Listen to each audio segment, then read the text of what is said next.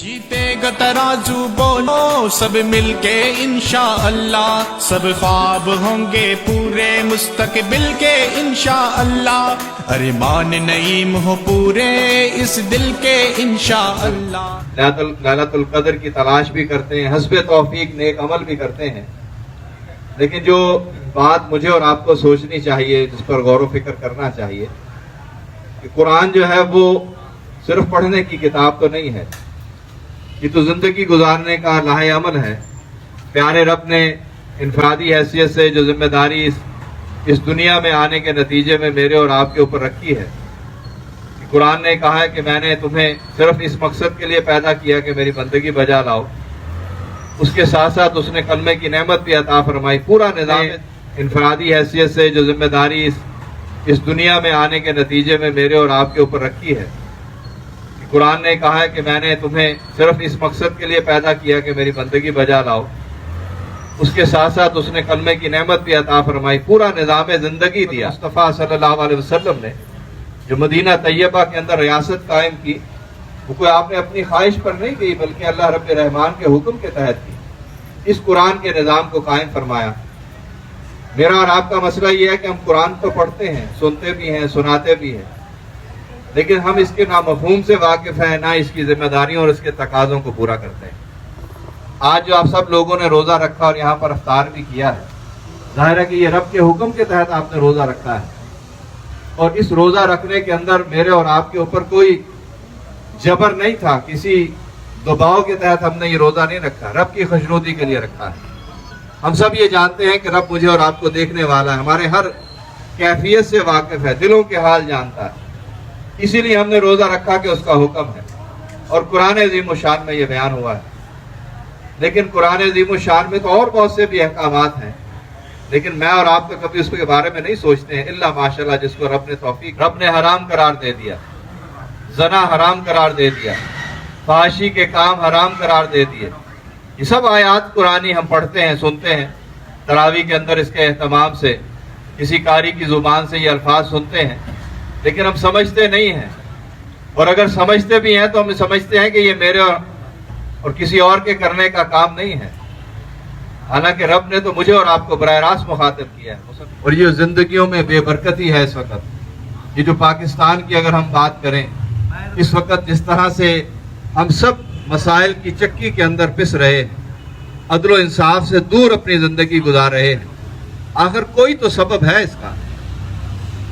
یہ جو ہم اپنے کندھوں کے اوپر جان بوجھ کر ایسے لوگوں کو سوار کرتے ہیں جو معاشرے کے دھتکارے ہوئے لوگ ہیں، جو چٹی دلالی کرنے والے لوگ ہیں، ووٹ کی پرچی کے نام پر ہم سے اور ہمیں سہانے خواب دکھا کر، کبھی برادری کے نام پر، کبھی گلی پکی کرانے کے نام پر، کبھی کھمبا لگانے کے نام پر، کبھی زبان کی بنیاد پر ہم سے ووٹ لے لیتے ہیں، اور ہم سمجھتے ہیں کہ بس ایک ووٹ کی پرچی دی ہے، اس سے کیا فرق پڑے گا؟ لیکن فرق تو پڑتا ہے جو پچھلے 74 سال سے ہم دیکھ رہے ہیں۔ لوگ کہتے ہیں کہ مولویوں کا سیاست سے کیا کام، مولویوں کا اس معاملے سے کیا کام، حالانکہ قرآن تو سراسر نظام ہی سیاست کا دیتا ہے، پورا نظام زندگی دیتا ہے، اور پیارے نبی صلی اللہ علیہ وسلم کی سیرت ہمارے سامنے ہے۔ اگر یہ قرآن صرف پڑھنے کے لیے آیا ہوتا، انفرادی اصلاح کے لیے آیا ہوتا، تو پھر نہ غزوہ بدر ہوتا، نہ غزوہ احد ہوتی، نہ نبی کریم محمد مصطفیٰ صلی اللہ علیہ وسلم کے دندان مبارک شہید ہوتے۔ یہ جو سارے معاملات قرآن نے ہمارے سامنے رکھے ہیں، یہ تو بتاتے ہیں کہ جو نظام ہے، جو حکومت ہے، جو قوت ہے، وہ رب کے فرما برداروں کے پاس ہونی چاہیے۔ ہم سمجھتے ہیں کہ یہ ہمیں صرف بھوک اور پیاس دینے آیا ہے، ہمیں صرف خوشخبریاں دینے آیا ہے، ہماری نیکیوں کو بڑھانے آیا ہے۔ یہ بالکل باتیں ٹھیک ہیں، لیکن جو اصل حقیقت ہے ہم اس سے آنکھیں چراتے ہیں۔ اسی لیے 74 سال سے ہم در بدر کی ٹھوکر بھی کھا رہے ہیں، اور رب کی رحمت سے جو ہم نے، بلکہ رب کی رحمت نے ہم سے جو منہ موڑا ہے، اس کا بنیادی سبب یہی ہے کہ قرآن پڑھتے ہیں، قرآن پر عمل نہیں کرتے۔ ڈاکٹر سید وسیم اختر مرحوم کا نام آپ کے سامنے آیا ہے، جو سیاست کی بنیاد انہوں نے ڈالی ہے۔ یہ سیاست کوئی نئی سیاست نہیں ہے، غم خواری کی، ہمدردی کی سیاست، غریبوں کے لیے دروازے کھولنے کی سیاست، ہر خاص و عام ہر لمحے کوئی بھی بات کرنا چاہے، کوئی بھی کام لینا چاہے، جو نمائندہ ہے وہ عوام کا خادم ہے، عوام کا حاکم نہیں ہے۔ ڈاکٹر صاحب نے جو طرز سیاست دی ہے، خدمت کی، دیانت کی، امانت کی، یہ بنیادی طور پر اللہ کے نبی صلی اللہ علیہ وسلم کی سیرت سے ہے۔ آپ صلی اللہ علیہ وسلم نے جو قیادت کا تصور دیا ہے، جو خلفائے راشدین نے تصور دیا ہے، یہ اسی کے مصداق ہے کہ جو قوم کا حاکم ہوتا ہے وہ ان پر حکم نہیں چلاتا، ان کا خادم ہوتا ہے۔ اسی لیے حضرت عمر فاروق رضی اللہ تعالیٰ عنہ کا وہ بات جو ہم سب کو یاد ہے، ہم بیان بھی کرتے ہیں، سنتے بھی ہیں، کہ فرات کے کنارے اگر بکری کا بچہ بھی بھوکا مر گیا تو اس کی پوچھ گچھ عمر تجھ سے کیا جائے گا، رب رحمان تجھ سے پوچھے گا۔ یہ جو فکر ہے احساس ذمہ داری کا، یہ وہ اسلامی طرز سیاست ہے جو ہم چاہتے ہیں، اسی کے اندر نجات ہے۔ اور یہ غیر ممکن نہیں ہے آج کے اس دور کے اندر، کرپشن کے اس ماحول کے اندر بھی اگر انسان ڈیلیور کرنا چاہے، اللہ کا خوف رکھنے والا ہو، اس کے لیے اللہ تعالیٰ دروازے کھولتا ہے۔ اور ہمارے درمیان ایسے لوگ موجود ہیں، ہمیں اپنے آنکھیں بھی کھلی رکھنی چاہیے، اور آئندہ خواہ وہ بلدیاتی ہوں یا قومی صوبائی الیکشن ہو، برادری کی سوچ سے اوپر ہو کر،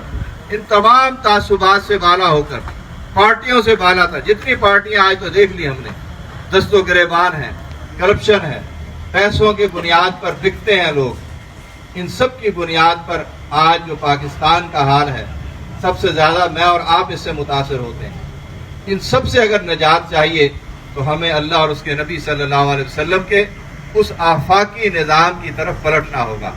یہی دعوت ہے جو جماعت اسلامی پیش کرتی ہے، اسی کے لیے ہم کھڑے ہوئے ہیں، اور یہی ہمارے لیے وقت کا جہاد فرمائے، ہمارے روزوں کو اپنی بارگاہ میں قبول فرمائے۔ جو بھول چوک ہوتی ہے روزوں میں، اللہ سے دعا کرتے ہیں کہ اللہ تعالیٰ اس کے اوپر بھی ہماری خطاؤں کو معاف کرے، اور ہمیں اس رمضان کی برکت سے عمل کی بنیاد پر اللہ تعالیٰ جہنم کی آگ سے ہمیں نجات عطا فرمائے، اور قرآن کے اس حقیقی پیغام کو بھی سمجھنے کی توفیق دے کہ ہمیں خود ہی بدلنا